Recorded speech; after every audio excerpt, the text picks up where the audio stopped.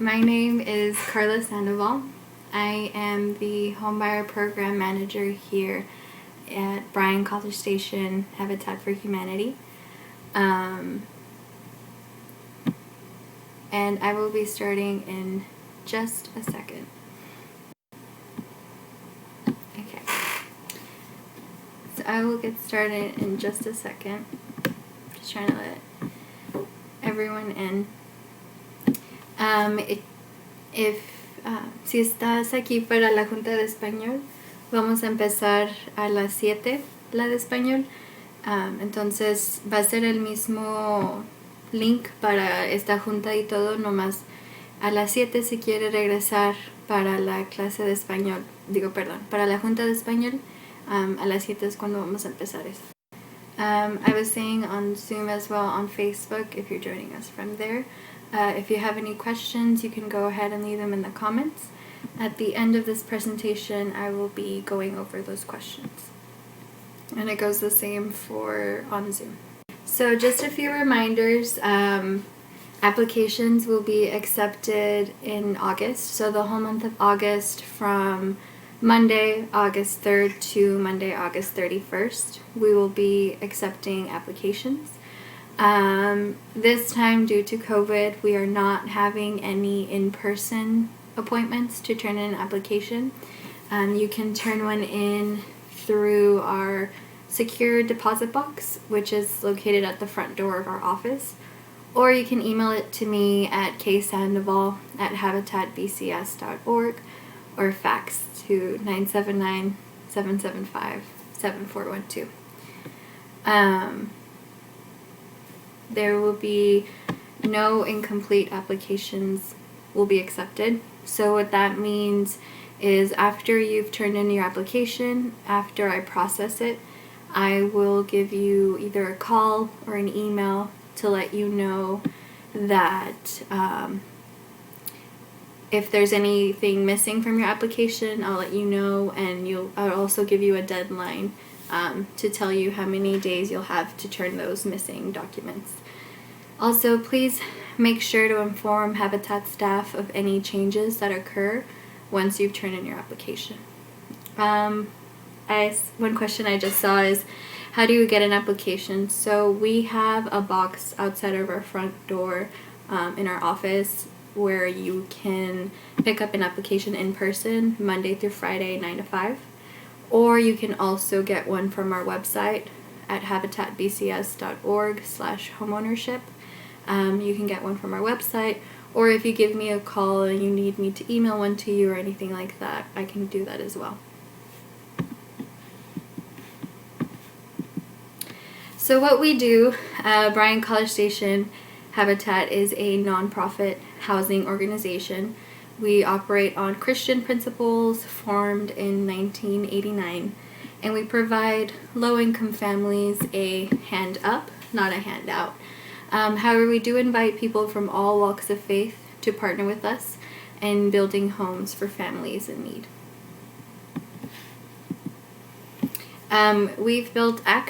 We're on house number 302, so we've built over 300 houses here in Bryan College Station, also the Brazos County. And what we do is we sell 3 to 5 bedroom homes with a 30-year loan term with 0% interest. Currently, Habitat homeowners typically pay around $550 to $650 a month, and that is including taxes and insurance. So that $550 to $650 is including both the mortgage along with taxes and insurance on the home. So what are the benefits of a Habitat loan? As I said before, we are a 0% interest loan. We offer 0% interest loans. So for example, a Habitat loan of $100,000, with that 0% interest, after 30 years, you would have paid $100,000. However, for a conventional loan, or for that same $100,000, with an interest of 4.33%, after 30 years, you'll be paying almost double that, so the $178,789. And these are just estimated terms, but this is just to show what the benefit is of having that 0% interest loan with a Habitat loan. Also, I mentioned this in the beginning, but like I said, if anybody has any questions, you can go ahead and leave them in the chat, and I will be answering those questions as I go along or at the end. So what is the criteria of getting selected to our homeownership program? The first is need, which I will go into more detail with all of this, but need, ability to pay, and willingness to partner. Also, we have a residency requirement, so you must have lived or worked in Brazos County, Texas for at least 1 year prior to applying. And so that first part, need. Need is based on the condition of your current dwelling. So inadequate conditions may result from structural, plumbing, failure to mid-city property maintenance codes, or heating and air conditioning problems. So those are just some examples of the typical more structural issues that your current dwelling may have. Other considerations that determine need are the number, ages, and gender of family members relative to the number of bedrooms in your home. So that is what we call overcrowding. So depending on how many bedrooms you have in the home and how many people, that can count as overcrowding. Another can be the percentage of your monthly income currently spent on housing. So if what you currently spent on your monthly income is over a certain percentage, then that means that your current dwelling is cost burdening you. So that can also count as a need. If you've lived or have worked in Brazos County for a year, as I mentioned before, is our residency requirement. And if you are unable to acquire adequate housing through conventional means. So, for example, if you're unable to qualify for a conventional mortgage loan, that can also count as a need. Okay. So, ability to pay. Habitat, like I said, we offer conventional loans. It's not a charity or a giveaway program. Homeowners must demonstrate a responsible payment history and their ability to pay monthly mortgage payments. So the monthly mortgage payment, as I said in the beginning, and the escrow account is what you pay monthly. And so the escrow account is your yearly taxes and homeowners insurance on the home. So what you pay monthly includes your mortgage, which is what we consider the principal, and your escrow account, which is those taxes and homeowners insurance. We will run a credit check for up to 3 times. With the credit check, we don't look for a specific credit score, so we're not looking for a specific number, and we're also not looking at any medical accounts. So we do pull a credit report when you first turn in your application. And sometimes, depending on how long it takes from the moment that you've been accepted into the program up to the moment we are building on your home, we start the building on your home, we may need to run another credit check before your wall raising. That's when we begin the construction of your home, and before your closing. Also, with ability to pay, you must have been receiving your current income for at least a year. So either that's regular employment, you must have been there for at least a year, or if you're using any other forms of income, you have to have that year history of that income. A little bit more with the ability to pay. Your gross annual income must fall between 35 to 80% of the median family income. And so in that chart, you'll see that it's depends on the family size. So however many people will be living in the home is what the family size is. So for example, a family size of 4, the income range needs to lie between $24,000 minimum yearly and maximum $54,800. And that maximum monthly for a household size of 4 is $4,567.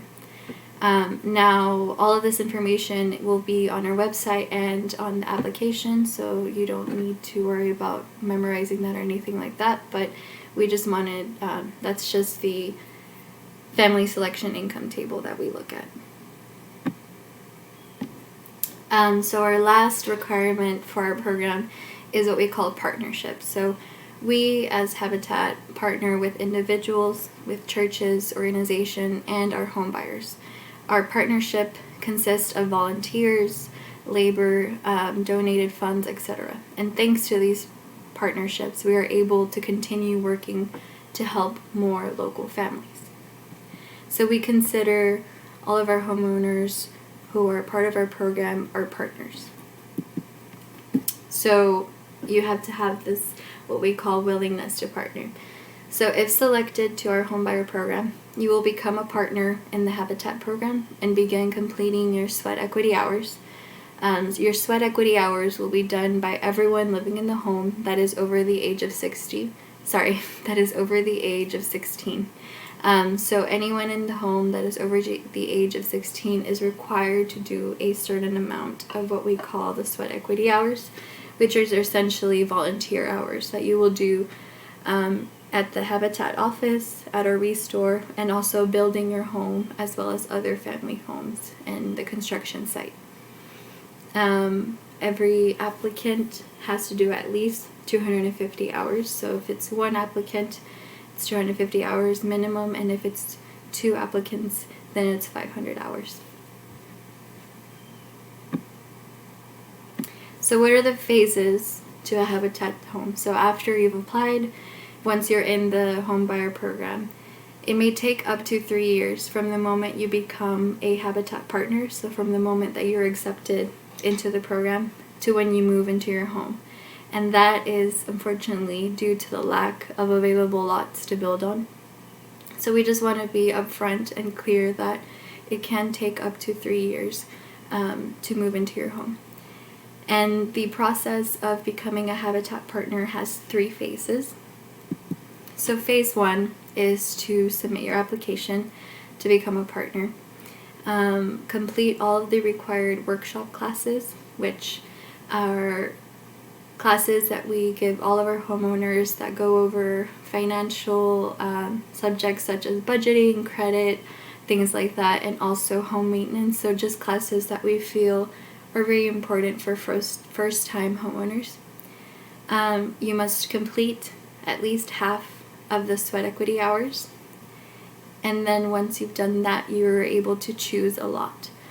So once you've picked a lot, you have to have made a $1,000 deposit towards your escrow account. Now this $1,000 is not a deposit for the loan or anything like that. It's for the escrow, which, as I explained before, it includes your first year taxes and homeowner's insurance. So that's why you need to, once you've been accepted, before we can begin building your home, you need to have made that $1,000 deposit. Once you've done all of that, you have to successfully completed the second income, credit, and background check.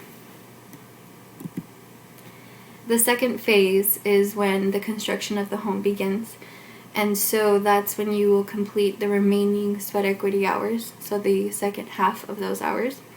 And also, depending on how long it takes from the start of construction on your home to the closing, which is when your home is completed, depending on how long that takes, that we may need to do a third income, credit, and background check. But this isn't for everyone, it's just sometimes that is necessary depending on how long the construction takes. The third phase, which is the final phase, is when you sign the disclosure and the loan documents. So that is when your house has been completed, construction has been completed. Then you will attend the dedication, which is when we give you the keys to your home, and the closing, which is when you sign your closing documents. And it is now your home. So those are the phases. Once you've been accepted into the homebuyer program, those are the phases on what our program looks like. Now for the application, completing the application, the applicant and the co-applicant both must be planning on living in the Habitat home. They must be a U.S. citizen or a legal resident, and you obviously must complete the homeownership application. You must have lived or worked in Bryan College Station for at least 1 year or in Brazos County. So on the application, you'll see that there's 2 sections on the application. One says applicant and one is the co-applicant. So if there's only one person applying who will be the applicant, then you'll just complete one side. And if there's 2, then you will complete both. You must bring the following identification documents for all of the people that will be living in the home. So that is birth certificates, social security cards, driver's license, or government issued ID if applicable. And also we need a landlord reference. We need at least 2 years of rental history for the applicant. So if we in the application will include current landlord, and if there is a previous one, landlord verification form that needs to be filled out, then you will need to fill that as well. We need at least those 2 years. And we will need it in a sealed envelope. However, they are also welcome to email or fax those documents to me. All of that information, like I said, will be included in the application packet. And a copy of your lease, if applicable. A little bit more about the application documents. We need an employment verification. So we are looking for a total work history of at least 3 years. So we'll need that verification form again in a sealed envelope if you are turning it in person. Or again, they can email or fax that to me. We also need the last 6 pay stubs for everyone that is working and all jobs. So not just the applicant and the co-applicant. If you have a dependent that is also working, we will also need their pay stubs. Income tax returns and W-2 forms for the last 2 years. So that will be 2018 and 2019.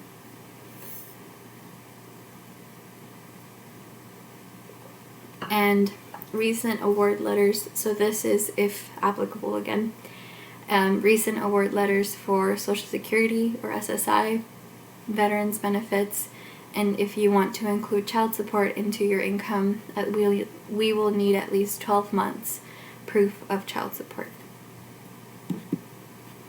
Additional documents, divorce decree or marriage certificate, again, if applicable. Last 2 months of bank statements, so that's checking and savings accounts. And your most recent bills/payments. So that's all bills that you list on the application. So utilities, for, if there's separate ones for gas, for water, light, all of those we'll need. Also for internet, for example, if applicable, cell phone, things like that. Now, all of these documents on the application, there is a checklist on the 3rd page of the application where it has all of these documents. So before turning in your application, make sure you go over that checklist to make sure that you have all of the supporting documents. So once you have completed your application, you filled out the application document, and you also have copies of your supporting documents, you can turn in an application this time with no appointment needed. Typically we have in-person appointments where I will go over the application with you, but due to COVID and we just want to be, keep everyone safe, we will not be doing in-person appointments this time. So you can turn in an application through the secure deposit box at our front door of our office, or you can email it to me at ksandoval@habitatbcs.org or fax to 979-775-7412. As I said in the beginning, we will be accepting applications the whole month of August. So starting August 3rd up to the 31st, we will be accepting applications. When you turn in your application, make sure you bring all of the required documents and a money order of $25, and that is to pull the credit report. So if it's one applicant, then we need a money order of $25, and if there's 2 applicants, then we need a money order of $50. After you've turned in the application, then I will go through it And after I process the application, I will give you a call or send you an email to let you know if there are any documents missing. So if there's any bill that maybe you forgot to include in the application or anything like that, I will let you know what documents are missing, and I will also give you a deadline, give you how many days you'll have from that moment to turn in those missing documents.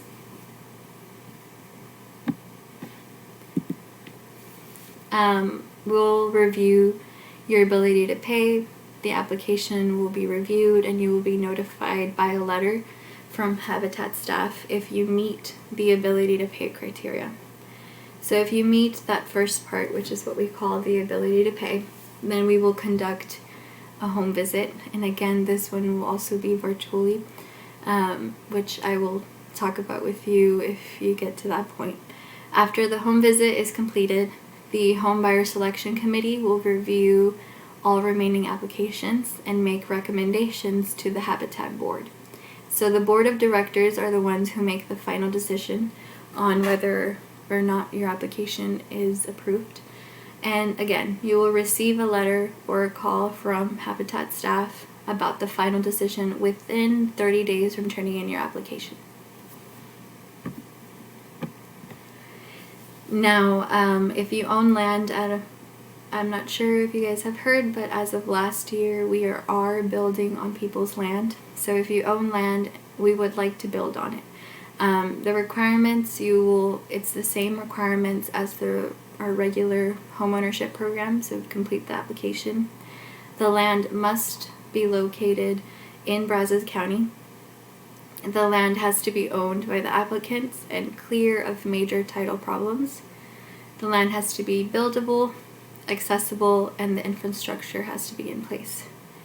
In addition to the completed application, you must also provide a title search, most recent property tax bill showing the estimated value and address of your land, deed or other document showing you as the owner of the land. Now, the title search, you may not have it right away from turning in your application, and that is okay. Just let us know that you have land, and if you have any document showing that belongs to you, please give us a copy of that, but we will work with you to get the rest of those documents. So like I said in the beginning, applications will be accepted the whole month of August. There is no appointment needed to turn in an application. Like I said, you can turn one in our deposit box at our front door, or email or fax it to us. As for the supporting documents, if there's anything that it may be a little bit hard to make copies of pictures, like if you take a picture with your phone or screenshots even, that is completely acceptable. As long as those pictures are readable, then I can work with you, just because I know that it's a little hard to get copies right now. Like I said, no incomplete applications will be accepted, but I will go through your application once you've turned it in and let you know if there is anything missing and give you a certain amount of time to turn in those missing documents. Like I think I've mentioned before, but just make sure to inform us of any changes that occur once you've turned in your application. We know that right now with the pandemic, everything's a little bit, you don't know what can happen. So just let us know if there's any changes from the moment you've turned in your application. Just keep us updated. Now I'm open for questions. So like I said, please leave questions in the chat room, and I will go ahead and answer those. So let me open that up. To get an application, I'm not sure if you had heard me earlier, but you can pick one up from our office. Outside our front door, we have a box with applications that we have out there Monday through Friday, 9 to 5. So you can pick one up in person. Or if you wanted to get one from our website at habitatbcs.org/homeownership, you can get one from our website. Or if you wanted me to mail one to you, email one to you, just let me know. Just give us a call at the office. how many rooms does a family of 6 qualify for? So that depends on the ages and the sex of the dependents along with the applicants. So I can't tell you exactly how many for a family of 6. It just depends on the ages and the sexes of the children. We don't have children, dependents can't, no more than 2 in a bedroom, and also they can't be of opposite gender, have to be the same gender to be in the same bedroom. So it just depends. Once you've turned in your application, I will let you know how many rooms you qualify for. If you heard from the beginning, we build 3, 4, and 5 bedroom homes. You need credit. Like I said, we do pull a credit report. Like I said, we're not looking for a specific score or anything like that. We're not looking for a specific number. We just pull the credit report so that we're able to look at the debt to income variable. And we also do not look at any medical expenses on credit reports. We are currently building in Brazos County. So in all of Brazos County, we are currently building. Do we have to live in our current address for at least 2 years? No. We are looking for a 2-year rental history, and we ask that you have lived at your current address for at least 1 year, but we do not need at least 2 years. We're looking for at least 1 year in your current home. One of the questions is, what if there is one person with income and the other is a stay-at-home mom? How does that work? So it is completely up to you. If you want to include both as applicants, you're more than welcome to do that, or one as an applicant and the other as a dependent. It is completely up to you, and it does not affect your application in any way. If anyone is si están esperando que la junta en español va a empezar a las 7, entonces en unos 30 minutos va a empezar la de español. I'm going to go back to the other slide just so that if you needed to write down my email or my fax number. The office number is 979-823-7200, and my extension is 101. If anybody has a question that maybe you don't want to ask in front of everyone, you can give me a call on that number. And if I don't answer, just make sure to leave a voicemail and I will return your call. I will type the number on the chat for those who missed it, but it's 979-823-7200, extension 101. Are there any other questions that I can answer? Like I said, you can get an application from our office Monday through Friday 9 to 5, or you can get one online. And all of this information will be at the first and the second page of the application. So if there's anything that maybe I went too fast, all of this information will be on the application packet. And like I said, on the 3rd or 4th page is the checklist. So just make sure before turning in your application that you go over that checklist just to make sure that you have all of these supporting documents along with the application. Another question, do you have to be a certain age to apply? You have to be an applicant or a co-applicant, you have to be at least 18. But there is no age limit or anything like that for our application. So when you turn in the application, you have to submit a $25 money order, and that is to pull the credit report. So we don't accept cash or anything like that, but a money order or a check we accept. And it's $25 if there's one applicant and $50 if there's 2 applicants. Once we do the money order, do we have to write it to Habitat for Humanity? Yes. So for the 2 section, you can put BCS, Habitat for Humanity. And then another question that I got, as a married couple, we both have to apply. Is that correct? So as a married couple, you will both have ownership on the home. However, as I mentioned before, it's up to you if you would like to put both as applicant and co-applicant, or if one as a dependent. It will not affect your application at all. However, if you will be including both incomes for the ability to pay aspect, then you will both need to be applicant and co-applicant. But like I said, as for, whether you're considered an applicant or a dependent, that does not matter. For the bills, so that is anything that you pay monthly that we need some sort of receipt or bill or something that shows proof that you're paying that monthly. So that can be, your phone bill, your internet, your cable, if you pay for childcare, that also can be included in your monthly payments. Can you go back to the slide where it shows the income per individual? Let me go back. The ability to pay.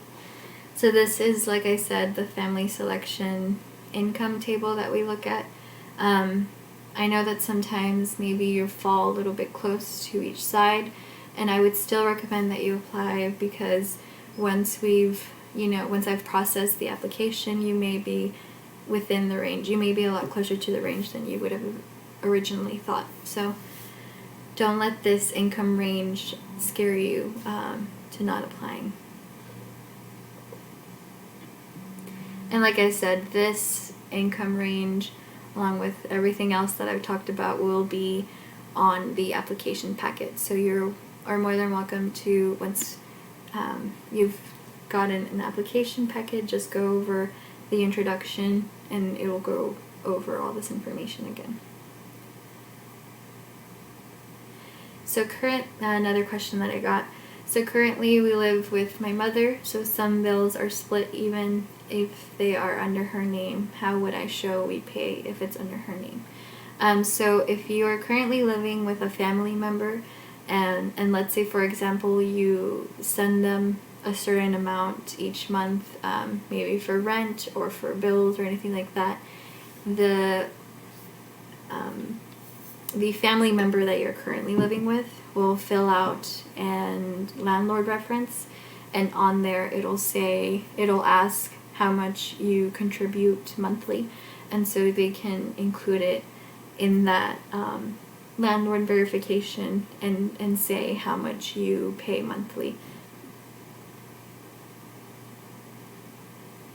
So even if it's not under your name, we will still include it, since you are making payments towards that as well.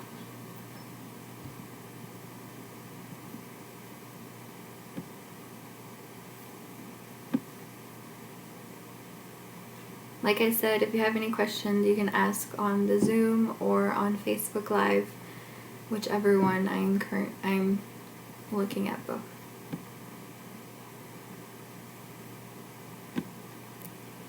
And as for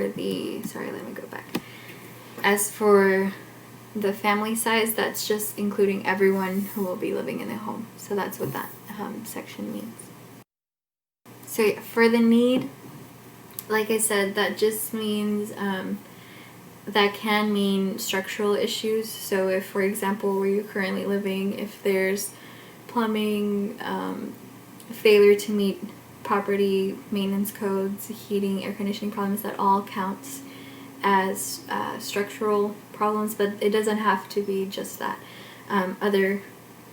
Like I said, other considerations can be overcrowding. So depending on the number, ages, and the gender of the family members living in the home, and comparing that to the number of bedrooms in the home, that can count as overcrowding. Or for example, if the living room has to be used as a bedroom, that also can count. The percentage of family income, so that is if it's a cost burden to you, if currently the amount that you pay for your current dwelling, if that's over a certain percentage compared to how much you make monthly, that counts as a cost burden, so that's also a need. And also if you're unable to acquire adequate housing through conventional means, so that means if you've applied to a conventional mortgage loan and you've been denied for so and so reason, that can also count as a need. So for sweat equity hours, like I said, everyone over the age of 16 has to do a certain amount of sweat equity hours. So those are the volunteer hours that you will be completing, either towards your home, so construction of your home, as well as others at the Restore, and here at our office is where you will be completing those hours. So each applicant has to do at least 250 hours, and you are also able to use volunteers. So if you have friends and family that want to help you with those hours, they are more than welcome to do that as well.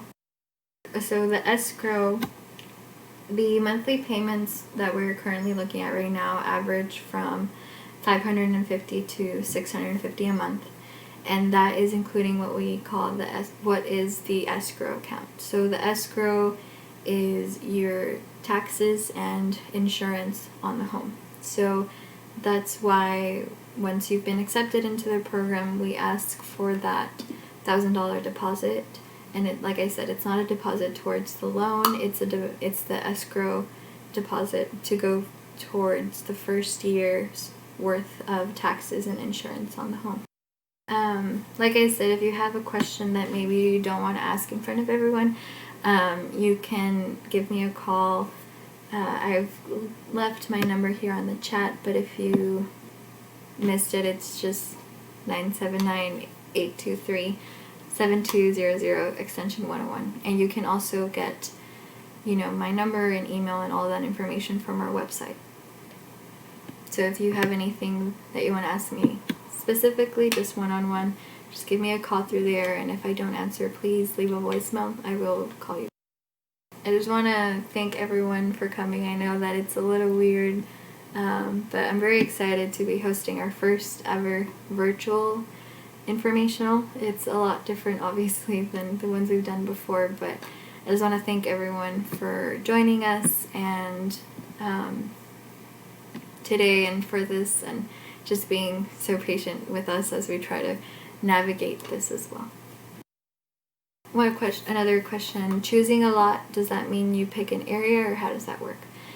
So with choosing a lot, after you have completed a certain amount of hours, obviously we have a waiting list in which we'll go in that order, but once you are able to pick a lot, we will give you essentially at least 2 options on just what we currently have at the moment. So if you do have a preference, for example, Bryan versus College Station, we can keep that in mind. However, obviously it just depends on what we have available.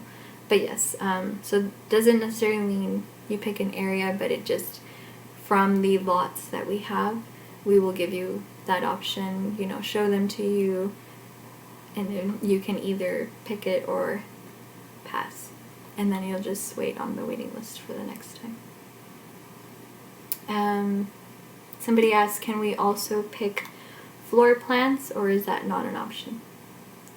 So that is not an option that we currently have. We do give what we call a build house, like a design guideline that you can pick from. For example, what paint color you want, what kind of what color for the floors, things like that. As for the floor plan, we just have a specific one that we follow for certain areas, and also for like a 3, 4, 5 bedroom, and it just varies from that. But no, you cannot pick a floor plan. I will just give everyone a second before I start the Spanish meeting. Like I said, thank you all for joining us today for our first ever virtual informational. I hope that I didn't go too fast and that you got all the information you wanted. As I said, we'll be accepting applications the whole month of August, so this upcoming month we'll be accepting applications. So if you have any questions or anything like that, just let me know.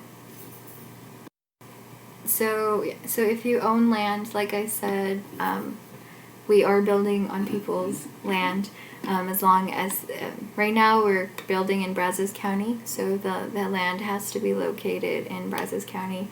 As for the application, it's the same as a regular, homebuyer application. The only thing is you would need to bring those documents showing proof of ownership of that land.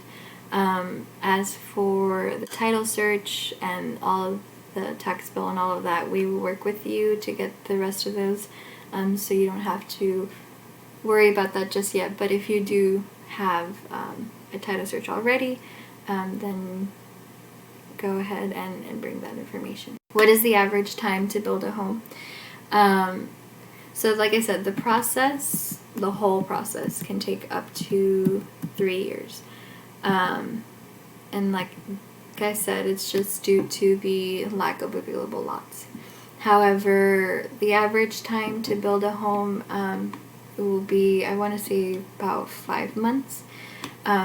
Obviously, right now it's slower due to not being able to have as many volunteers and obviously trying to keep social distance and all of that. So right now it's taking a little bit longer, but on average it takes 5 months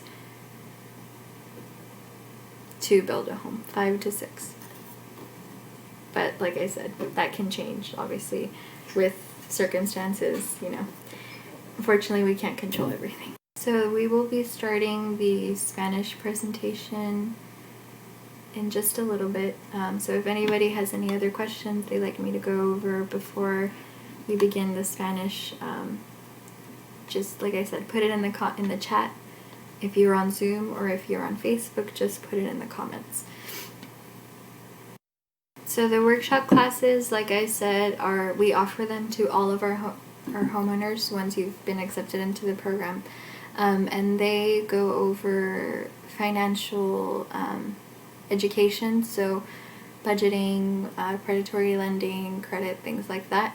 And then also we go over just basic information for first-time homeowners, so home maintenance, also codes that you have to follow, fire safety, things like that. So those are the classes, and actually the financial education classes are offered to everyone.